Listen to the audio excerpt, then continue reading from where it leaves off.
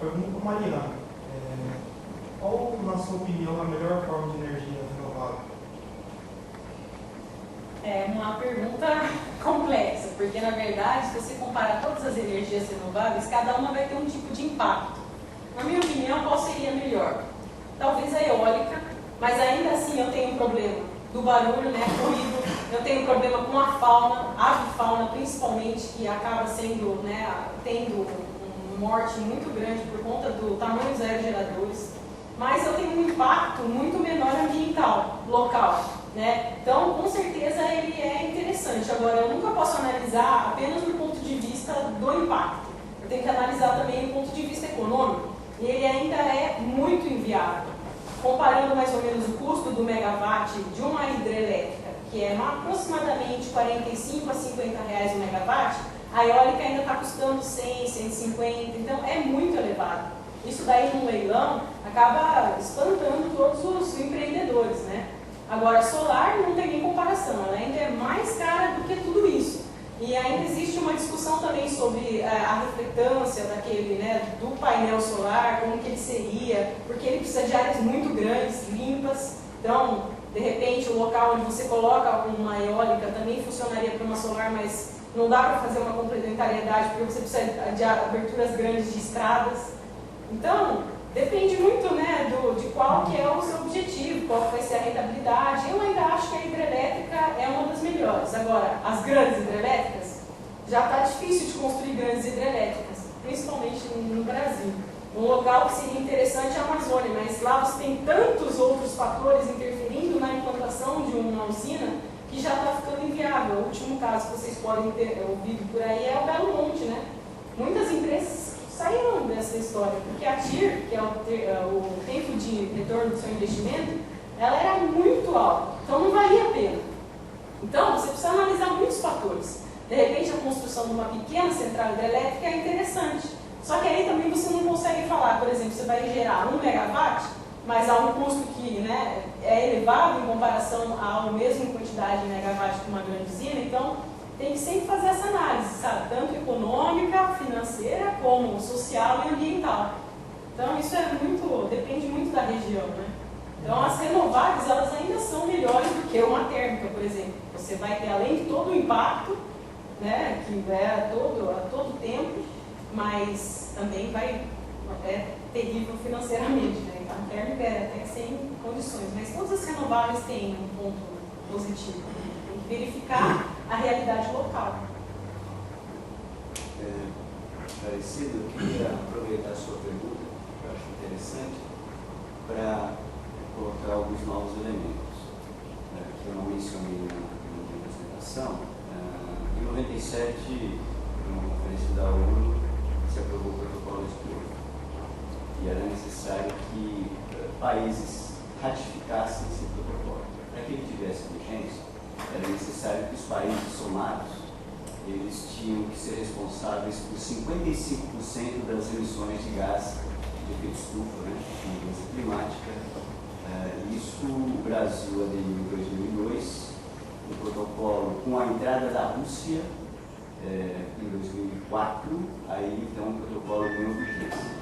Sem os Estados Unidos, sem a Austrália e muito menos países da OPEP, né, exportador de petróleo, até hoje. Isso é muito sintomático. Se relaciona com aquela questão de mudança de paradigma, né, que era da sacolinha, mas veja a complexidade. Para rediscutir o que? E vejam, em 2007, houve um relatório do painel intergovernamental sobre mudanças climáticas, né, cientistas que compõem aquele painel, né, IPCC, sigla em inglês, eles afirmaram, né, cientistas de todo mundo, que as atividades humanas eram responsáveis, sim, de uma maneira relevante pelas mudanças climáticas. E isso está relacionado à questão da energia, da matriz energética. E um aspecto também que a sustentabilidade coloca, na minha agenda 21, é a forma como você faz o cálculo do empreendimento.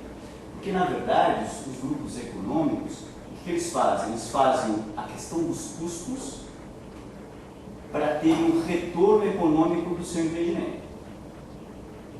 O passivo ambiental e social, não. Esta você socializa. É o poder público, é a sociedade. Ou é a degradação dos ecossistemas. Então, também a Agenda 21 questiona esse modelo por aí. Se você vai fazer um cálculo, você tem que incorporar todas as dimensões. Não só a econômica, mas a ambiental e a social. Eu acho que aqui já é polêmica, mas na verdade, por isso é que hoje, por exemplo, você avançou muito na questão do licenciamento ambiental dos empreendimentos. E é onde você tem as empresas encontrado muitos problemas, né, de avançar, e isso até no âmbito local, de empreendimentos da construção civil, etc. Então, voltamos. Mudar paradigma tem essa profundidade, essa dificuldade. Mas eu acho que é um desafio que vale a pena, porque esse é um compromisso com as futuras gerações e com o planeta. Mas vamos polemizar também. Não, eu discordo. Quando você diz que essa parte dos impactos ela é avaliada sim. No momento em que você faz a viabilidade econômica, existe um item que avalia apenas impactos ambientais e sociais. E do montante total do custo de energia, pelo menos 13%, no caso de hidrelétricas, é com relação a compensações ambientais. Então, tudo já está previsto. O que depois, quando você faz o estudo então, de viabilidade do empreendimento, você já faz a análise global de todo aquele impacto. O que vai caber a melhorar a tiro ou não do empreendedor é o quê? É saber otimizar o custo que ele previu. Então, imagine, de R$50, 13% é meio ambiente, no caso de hidrelétrica, e eólica. Eólica é 1%. É bem menor, porque os impactos são muito menores, mas ainda é um montante muito significativo. Isso, em um empreendimento de bilhões, são milhões. Então, não pode se dizer nunca que não, ele não está contemplado e isso acaba deixando para a sociedade de maneira nenhuma. Isso é, sim, arcado pelo empreendedor e ele está, juntamente ao tempo de retorno do seu investimento, sendo contemplado. Então, por isso, não é possível dizer que não, isso acaba sendo levado à sociedade, porque essas questões, desde 81, quando veio a Política Nacional do Meio Ambiente, ela é uma obrigação mesmo. Então, aquelas outras coisas que são a mais, cabe a responsabilidade social do empreendedor. Né? Eu acho que é importante, nós somos da mesma equipe, mas que haja essa polêmica, né? Até porque a sustentabilidade, a Agenda 21 é um dogma, né? E tem base científica. Então, é importante que a gente debata e polemize, porque isso eu acho que vai trazer luz a um debate tão difícil. Mas é evidente, você veja, hoje nós discutimos o que? Royalties do pré-sal. Do ponto de vista concreto, sobre as emissões de carbono, o Brasil tem feito a lição de casa, a Europa tem feito a lição de casa, a Europa já ratificou, praticamente todos os países da Europa ratificaram o protocolo de Kyoto. Tem feito? Não tem. Não. O resultado líquido, porque isso é contabilizado, não é? Pelas emissões, pela quantidade de gases de efeito estufa na atmosfera. Então não tem. Então, na verdade, a própria humanidade, em conjunto, sobretudo, aqueles que têm o maior poder, o poder público, o segmento privado, não se conscientizaram do ponto de vista de mudar o comportamento, de mudar o modelo, para evitar lá uma tragédia que, na verdade, nós não teremos conhecimento tecnológico para mitigar. E aí, no fim. E isto não é, veja, há dados concretos de que isto não é terrorismo, não. É um dado do mundo de hoje, 2011. Né? Então, por isso assim, é importante o debate, a polêmica, mas vamos pegar os dados objetivos que a comunidade científica tem apresentado. Não é? Aqui um outro assunto polêmico está em debate no Congresso Nacional, a questão do plano florestal, né? Das reservas legais, das APPs, etc. É outro debate, difícil.